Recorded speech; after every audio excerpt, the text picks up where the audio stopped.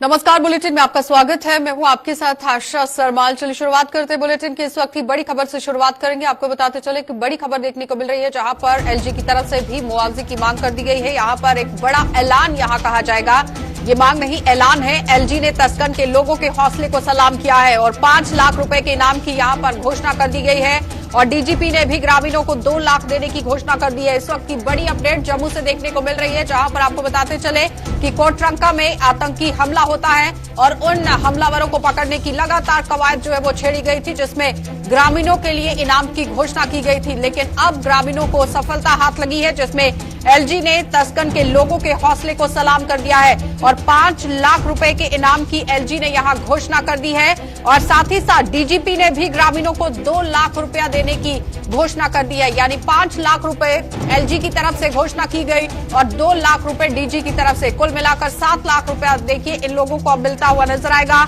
LG ने तस्कन के लोगों के हौसले को सलाम किया है। जिस तरह से ये पूरा बीड़ा आम जनता ने उठाया था, साफ तौर पर आप देखिए ट्वीट किया गया है यहां पर एलजी की तरफ से भी, एडीजीपी की तरफ से भी और डीजीपी की तरफ से भी यहां घोषणा की गई है। इसी खबर पर ज्यादा जानकारी के लिए अनिल हमारे संवाददाता हमारे साथ जुड़ चुके हैं। अनिल, आप देखिए एक तरफ सफलता यहां पर जम्मू कश्मीर पुलिस को हाथ लगी, लेकिन दूसरी तरफ एलजी की तरफ से भी घोषणा कर दी गई और डीजीपी की तरफ से भी घोषणा कर दी गई है।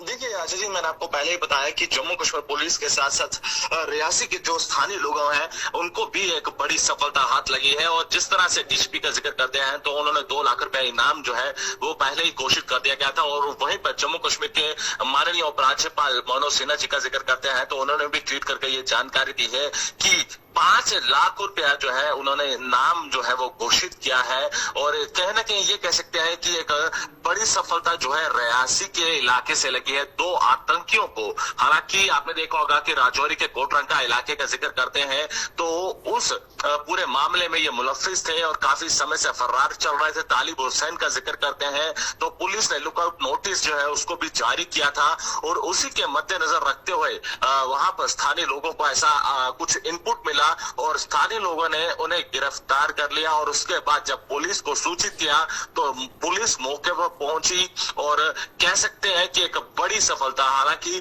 उनके पास से 2 AK-47 राइफल्स और पिस्टल और कुछ मैगजीन्स और इसके साथ साथ 7 ग्रेनेड जो है वो बरामद किए गए। अनिल, क्या लगता है कि अगर इसी तरह से आम जनता भी जागरूक होती है तो जाहिर तौर पर आतंकवाद पर यहाँ नकेल कसी जा सकती है, पूर्ण विराम लगाया जा सकता है, क्योंकि सुरक्षा बलों के साथ अगर आम जनता भी इस तरह से सहयोग करती हुई नजर आती है तो?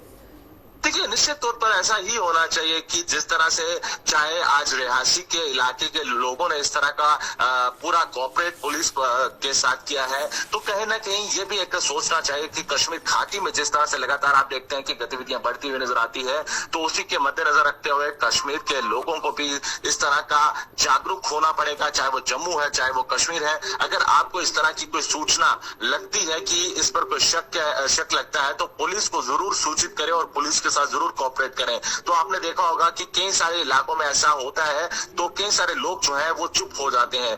तो कहीं ना कहीं लोगों को अब जागरूक होना होगा।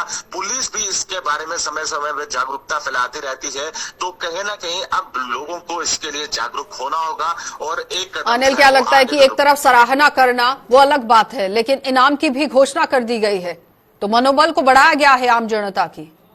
देखिए मनोबल तो जरूर बढ़ाया गया है। हालांकि डीजीपी दिलबाग सिंह का जिक्र करते हैं या फिर एडीजीपी जम्मू का जिक्र करते हैं तो 2 लाख रुपए का इनाम जो है उनकी तरफ से भी घोषित किया गया। और आप देख सकते हैं कि एक जम्मू कश्मीर के माननीय उपराज्यपाल का अगर जिक्र करें तो उनकी तरफ से भी 5 लाख रुपए का इनाम देना और काफी हालांकि ये कह सकते हैं कि उनका नाम जो है वो गोपनीय रखा जाता है तो उसी तरह से उन्हीं के आधार पर अगर जिक्र करें तो 5 लाख रुपए का नाम घोषित किया गया है।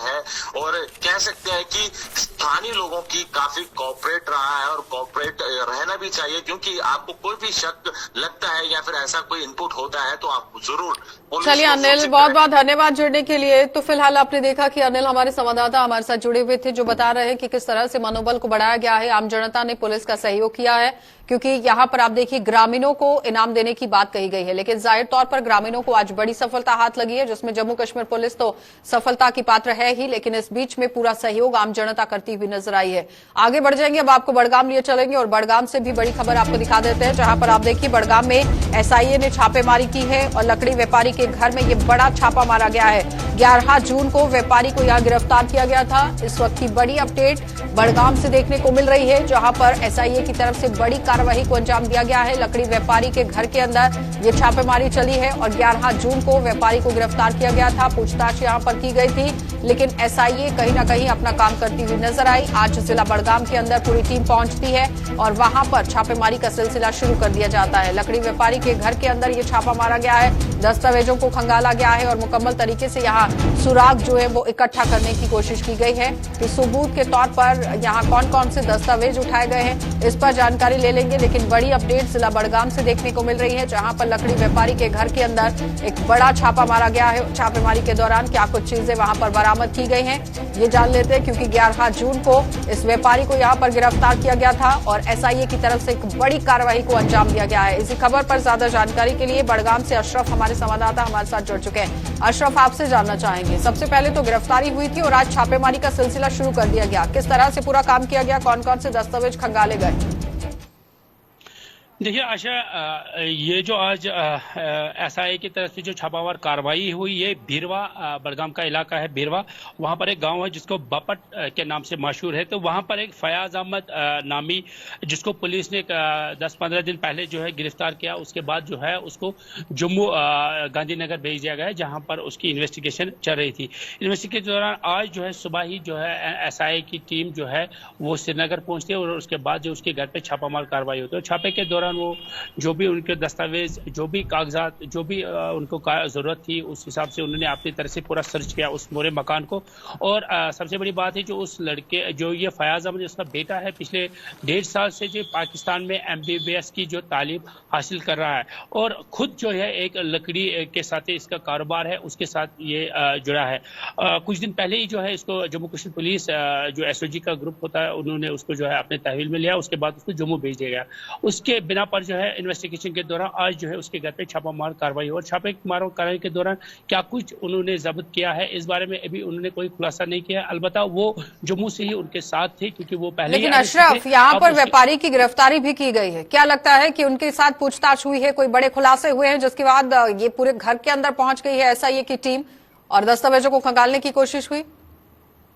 जाहिर सी बात है, मैंने पहले भी कहा, इसका जो बेटा है वो पाकिस्तान में इस वक्त MBBS की तालीम हासिल कर रहा है और उसका बाप जो है ये लकड़ी का कारोबार करता है। और क्या कुछ इसके खिलाफ कार्रवाई थी, क्या कुछ इसके खिलाफ सबूत से, या क्या किस बिना पे इसको गिरफ्तार किया गया, आखिर अभी तक इस बारे में कोई इल्मियत नहीं। आखिर इसकी गिरफ्तारी पहले ही क्यों हुई थी, इसके क्या कुछ इसके पास इल्जामात थे, उस हिसाब से अभी कोई स्टेटमेंट बाहर नहीं आया। अलबत्ता इसको गिरफ्तार किया गया था, उसके बाद इसको जम्मू मुंतकिल किया गया। जम्मू से आज जो है वहाँ बाज़ाब्ता टीम आई थी, एसआईए की टीम, उन्होंने इसके घर पे छापामार कार्रवाई की और छापामार कार्रवाई के दौरान क्या कुछ उनको किस तरह के उनके जो जरूरत थी, क्या चाहे कागजात की बात करें, मोबाइल फोन की बात करें, जो भी था उसकी बाज़ाब्ता तौर उन्होंने जो है छानबीन की है। उसके बाद जो है जो छापामार कार्रवाई थी। चलिए अशरफ, बनाए रखेंगे आपको अगली खबर के लिए भी। फिलहाल आपने देखा कि अशरफ जानकारी दे रहे हैं कि किस तरह से एसआईए की तरफ से आज बड़ी कार्रवाई को अंजाम दिया गया है, लेकिन फिलहाल अभी तक कुछ भी साफ नहीं हो पाया है कि कौन कौन से दस्तावेज उठाए गए हैं।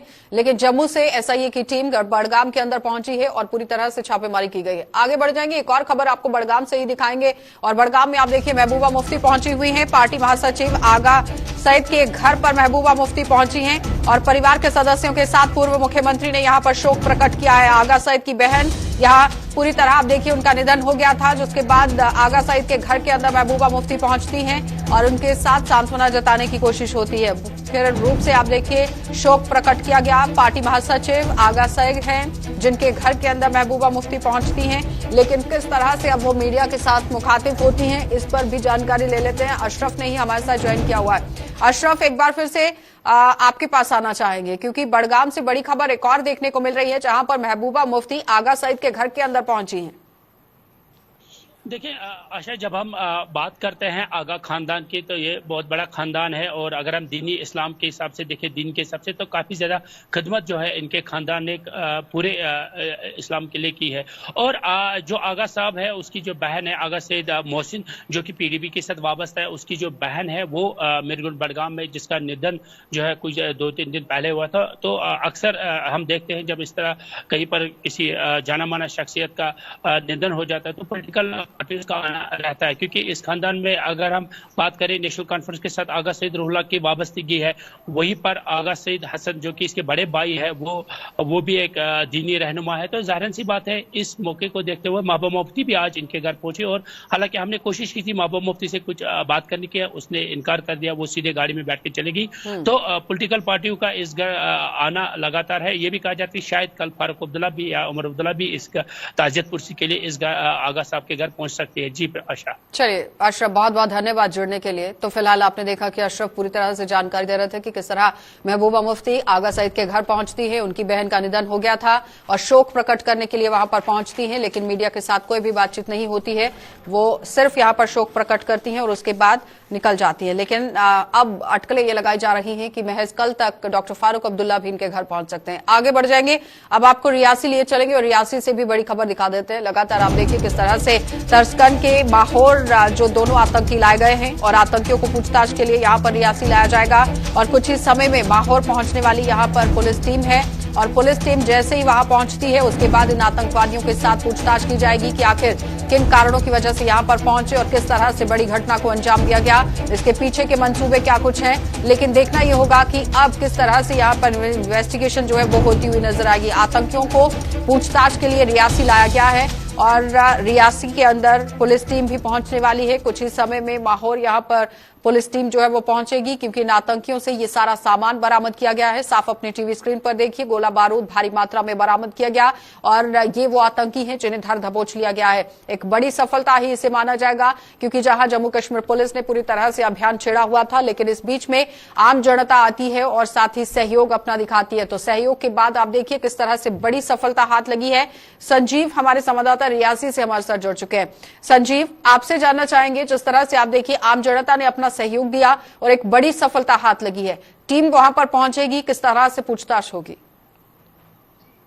जी मैम, अगर बात करें हम रियासी की, तो रियासी जिले के माहौर तहसील के अंतर्गत पड़ने वाली पंचायत 60 इलाके में 2 आतंकियों को गिरफ्तार किया गया है।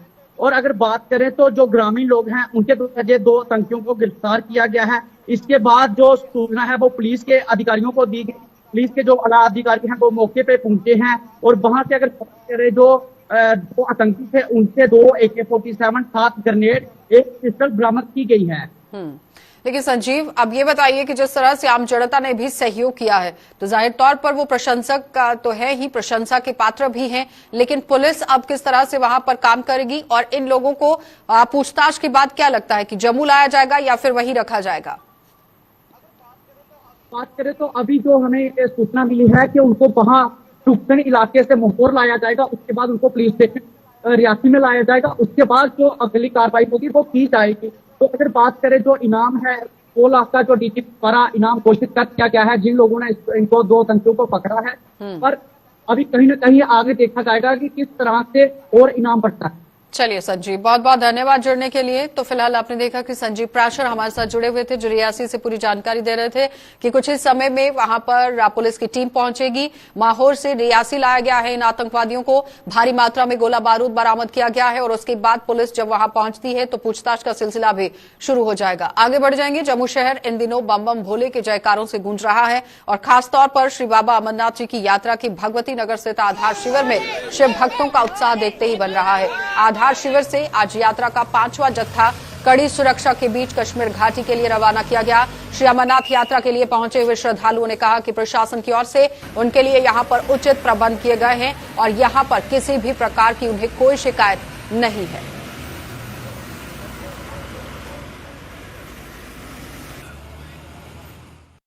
यहाँ की जो व्यवस्था बहुत ही अच्छी है, जैसा कि 3 साल के बाद यात्रा हो रही है तो काफी भीड़ भी है, लेकिन फिर भी बहुत अच्छी व्यवस्था है। सिक्योरिटी भी अच्छी है, सारी व्यवस्था बहुत अच्छी है। सभी चीजें बहुत अच्छी है। देना चाहिए जो आने वाले श्रद्धालु हैं। सभी को मैसेज यही है कि अपनी सेफ्टी का ध्यान रखें, पेपर सारे कंप्लीट रखें, बस बाकी सबकी यात्रा मंगलमय हो, बाबा बर्फानी सबका भला करे। और बहुत खुशी महसूस हो रही है। नहीं ऐसे किसी प्रकार की कोई दिक्कत नहीं है। जितनी ज्यादा भीड़ है उस हिसाब से सर मेंटेन भी काफी अच्छा करा हुआ है सर। खासकर बिल्कुल धन्यवाद देना चाहेंगे पुलिस का, सिक्योरिटी का, सब चीज का बहुत अच्छी बात है सर। बस बाबा बर्फानी सबको भूखे को भोजन दे और प्यासे को पानी दे, सब सुखी रहे, स्वस्थ रहे, संपन्न रहे, सबकी यात्रा मंगलमय हो, सब संपन्न रहे। कितनी एक्साइटमेंट है यात्रा को लेकर? बहुत ज्यादा। हम सब दूर दूर से आए, कोई एमपी से, कोई राजस्थान से, कोई यूपी से, हम सब बहुत दूर दूर से आए। सब भाई लोग साथ में आए हम लोग। तो कोरोना के एक बार फिर मामले सामने आ रहे हैं। जम्मू मेडिकल कॉलेज और एसोसिएट अस्पतालों में भी कोरोना के 4 मरीज भर्ती हैं और बीते 24 घंटे में एक ही कोरोना संक्रमित मरीज यहां एडमिट हुआ है, जिसकी जानकारी जीएमसी प्रिंसिपल ने यहां पर दी है। जीएमसी अस्पताल के अगर हम डॉक्टर की बात करें, डॉक्टर कैलाश ठाकुर की, उन्होंने भी पूरी जानकारी दी। साथ ही कहा कि कोरोना को लेकर यहां वैक्सीनेशन सफलतापूर्वक रही है। और क्या कुछ कहना था डॉक्टर का, देखिए। देख रहे हैं नेशनल लेवल पे भी और यूटी लेवल पे भी। मैं नेशनल लेवल की बात करें तो जहां पे पहले 3000 या 5000 केसेस थे, आज 15 से 17,000 केसेस जो है पर डे देखने को मिल रहे हैं। हमारे यहाँ जीएमसी एसोसिएटेड हॉस्पिटल्स में पिछले 24 घंटे में हमारे पास टोटल पेशेंट्स जो है वो 4 पेशेंट्स एडमिटेड हैं और 24 घंटे में एक ही पेशेंट जो है वो एडमिट हुआ है। सो फॉर्चुनेटली इस बारी जो है ओवरऑल ये देखा गया है कि जो सिवियरिटी ऑफ डिजीज है वो उतनी नहीं है जितनी सेकेंड वेव में थी या उसके बाद थर्ड वेव में भी हमने काफ़ी केसेस में देखी। अच्छी बात यह है कि हमारा जो वैक्सीनेशन है वो बहुत अच्छा सक्सेसफुल रहा है और इसी सिलसिले में आगे जो हालात होने वाले हैं उसके जो रिजल्ट्स हैं वो वैसे नहीं हो जैसे हमने सेकेंड या थर्ड वेव में देखे हैं। उसके लिए सभी से रिक्वेस्ट है कि किसी को भी अगर सिम्टम्स डेवलप होते हैं तो इमीडिएटली अपना टेस्ट कराए। हमारे पास टेस्टिंग की बेहतरीन फैसिलिटीज जो है वो अवेलेबल है, फ्री ऑफ कॉस्ट है। और आपके कांटेक्ट में जो लोग आते हैं जिनको सिम्टम्स है, कॉफ है, फीवर है, गले में दर्द है, बॉडी एक्स है या लूज मोशंस वगैरह आते हैं या परसिस्टेंट हेडेक है, तो बड़े मेहरबानी करके जो है इमीडिएटली आके टेस्ट करवाइए और कोविड को रूल आउट। तो आजकल जामुन का सीजन चल रहा है, हर जगह पर कोई ना कोई जामुन बेचता हुआ नजर आ रहा है। गर्मी के मौसम में पैदा होने वाला ये फल इंसान के लिए कितना गुणकारी है, उस पर एक रिपोर्ट देख लेते हैं।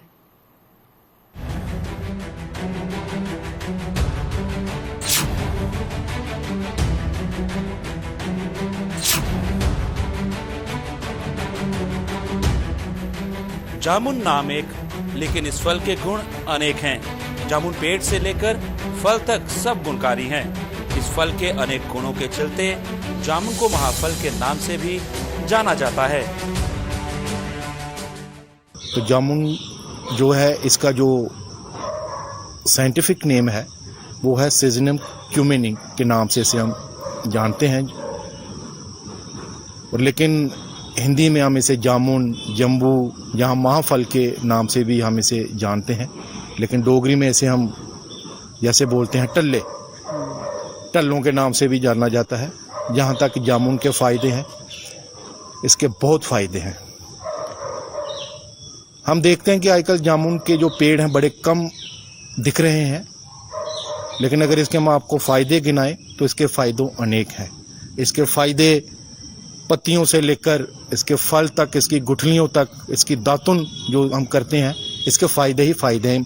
कहने का मतलब ये है कि इसका पेड़ ही पूरा फ़ायदों से भरा हुआ है।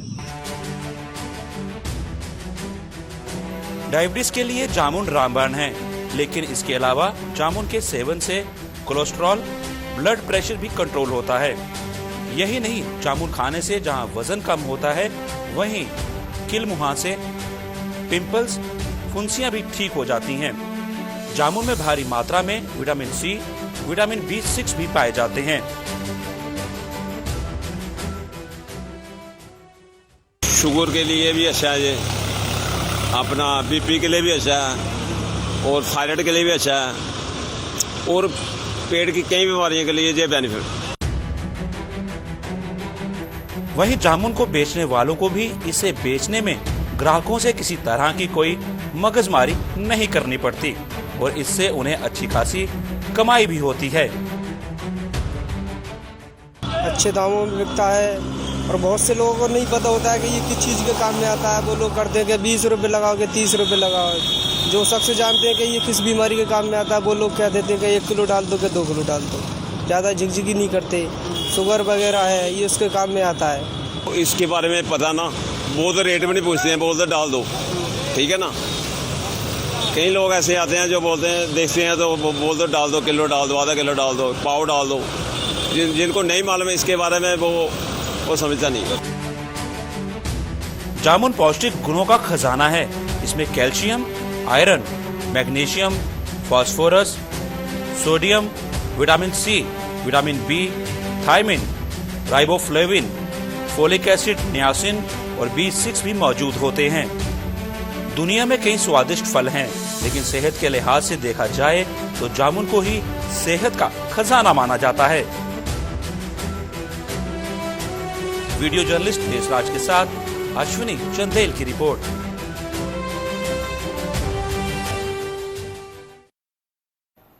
तो सुंदरबन की पंचायत यहां सिया में हेल्थ सब सेंटर की इमारत अपनी हालत पर आंसू बहा रही है, लेकिन इस इमारत की सुध ना तो सरकार ले रहा है और ना ही आप देखिए स्वास्थ्य विभाग। यानी कहने का तात्पर्य यह है कि ना तो सरकार इसकी तरफ कोई ध्यान दे रही है और ना ही विभाग इसकी तरफ कोई ध्यान दे रहा है। हालांकि स्थानीय पंचायत ने इस सब सेंटर की इमारत की खस्ता हालत को देखते हुए 5 लाख रुपए मंजूर किए थे, लेकिन ग्रामीण विकास विभाग की अनदेखी के कारण पैसा भी इस इमारत पर खर्च नहीं हो पाया, जिससे स्थानीय लोगों के साथ साथ पंचायत के सदस्य भी भारी रोष में हैं और इन लोगों ने सरकार से सब सेंटर की इमारत की यहां मरम्मत करने और ग्रामीण विकास विभाग से पंचायत का पैसा वापस करने की मांग कर दी।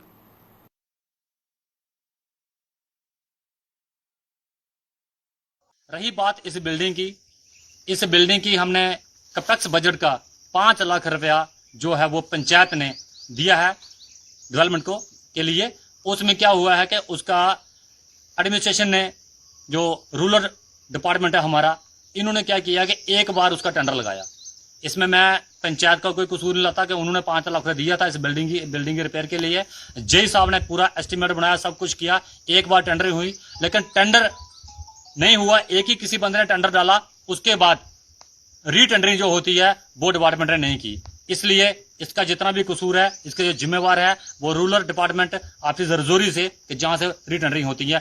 वो हमें दुख है कि हमारी पंचायत का 5 लाख रुपया कहां गया और उसकी रीटेंडरिंग क्यों नहीं हुई, और नहीं हुई, अगर पैसा गया तो कहां गया, वो पैसे हमें चाहिए। मैं जनता की तरफ से, पूरी सिया की तरफ से, जनता की तरफ से भी अभी रिक्वेस्ट कर रहे हैं कि हमें वो 5 लाख रुपया चाहिए, वो मिलना चाहिए ताकि हमारी बिल्डिंग जो रिपेयर हो। तो जम्मू के वार्ड नंबर 73 गाड़ीगढ़ में भी राजस्व विभाग के निर्माणाधीन कार्यालय परिसर में रखे गए गौवंशों की हालत को लेकर शिवसेना बाला साहेब ठाकरे और राष्ट्रीय बजरंग दल ने भी प्रशासन पर निशाना साध दिया है। शिवसेना बाला साहेब ठाकरे की प्रदेश अध्यक्ष मनीष साहनी ने सरकार की इस मामले में कड़ी आलोचना करते हुए कहा कि एक और यहां सरकार हिंदुत्व की बात करती है तो वहीं दूसरी ओर सरकार की अनदेखी के कारण गौवंश भूखे मर रहे हैं। दूसरी ओर यहां आप देखिए राष्ट्रीय बजरंग दल की अगर बात करें तो प्रदेश अध्यक्ष राकेश शर्मा ने भी सरकार और समाज से इन गौवंशों की रक्षा के लिए आगे आने की अपील की। आपको बताते चले कि ये गौवंश हैं जिन्हें पुलिस ने तस्करों से मुक्त करवाया था। ये साफ तस्वीरों में आप देखिए किस तरह से गौवंश यहां पर रखे गए हैं।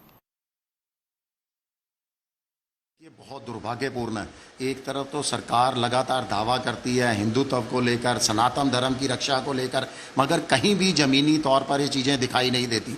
हमारी जो गांव, जिसको हमने माता कहा गया है हमारे सनातन धर्म में, हमारे तमाम लोग अपने गांव माता को लेकर भी उसकी रक्षा करने में, उसकी देख रेख करने में कहीं से कहीं अब अपने कदम पीछे हटा चुके हैं, जो आने वाले समय में बहुत दुर्भाग्यपूर्ण है। ये जो दयनीय स्थिति यहाँ पर देखी जा रही है, प्रशासन पूरी तरह से आंखें मूंदे बैठा है। डीसी जम्मू के, डिवकॉम, ये तमाम लोगों को वहाँ जल्द से जल्द पहुँचना चाहिए। जम्मू म्यूनसिपलिटी कमिश्नर से भी हमारी अपील है कि वहाँ जाएं और डॉक्टर प्रोवाइड करें वहाँ पर गौ माता की रक्षा के लिए। जो उनकी वहाँ पर दयनीय स्थिति है, वो बीमारी से मर रही है। यहाँ तक कि इस तरह की तस्वीरें जो आज हमारे सामने आई है वो देखी भी नहीं जा सकती। देखने से भी आंखों से आंसू झलक पड़ते हैं कि सबसे पहले वहाँ पर गाय के लिए खाने के लिए चारा नहीं, किसी संस्था संगठन ने कभी कोशिश नहीं की कि वो 120 गाय जो वहां पर रखी गई थी उनको कोई चारा देने की कोशिश करे। ना ही कोई जो दानवीर लोग जो बड़ी बड़ी बातें करते हैं गाय के लिए, जो गाय को माता मानते हैं और कहते हैं, लेकिन वहां पर गाय जो है वो मर रही है भूख से। अभी तक 40 गाय जो हैं वो वहां पर मर चुकी हैं। और आज की डेट में आपको बता दूं मैं, वो जगह जो है वो गहराई में है। अभी बरसात शुरू होने वाली है, उस जगह पे आप देखेंगे अभी 2-4 दिन के बाद 4 फुट से ज्यादा पानी जो है वो वहां पर भर जाएगा। और वो गाय जो है वो 4 फुट तक पानी के अंदर रहेंगी। और कुछ गाय तो वो ऊपर की साइड खड़ी कर लेते हैं, लेकिन इतनी जगह नहीं है कि वहां पर इस प्रकार से गाय को रखा जाए।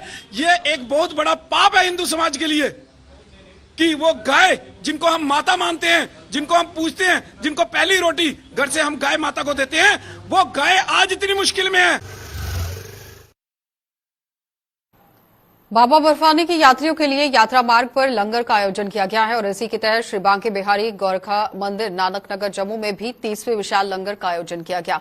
और लंगर के आयोजन के साथ साथ अन्य सुविधा को लेकर श्रद्धालुओं ने संतोष प्रकट किया है। इनका कहना है कि यहां पर उनके लिए बेहतर प्रबंध किए गए हैं और भंडारा आयोजकों ने भी लंगर और श्रद्धालुओं के ठहरने के लिए किए गए इंतजामों पर विस्तृत में भी जानकारी दी।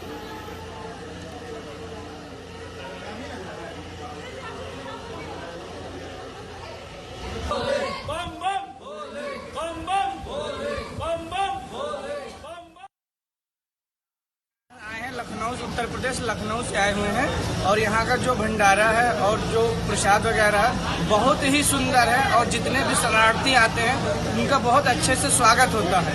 प्रसाद जो है प्रसाद नहीं है, महाप्रसाद है। इसको खाने में बहुत आनंद आता है और यहाँ की जो यहाँ पे लोग हैं और जो हमारी आर्मी सेना है जो भी बहुत अच्छे से ख्याल रखते हैं। आने जाने की बहुत अच्छी व्यवस्था है, कोई दिक्कत नहीं हमको। अच्छी व्यवस्था है, पानी की भी अच्छी व्यवस्था है, पानी की भी मतलब जितनी भी व्यवस्थाएं सब अच्छी है, सिक्योरिटी भी अच्छी है। कहाँ से आए हैं? कितने के बाबा की यात्रा में कितनी बार? यूपी से आए हैं, लखनऊ से। चलिए बुलेटिन में फिलहाल इतना ही। आप बने रहिए गुलिस्तान न्यूज के साथ।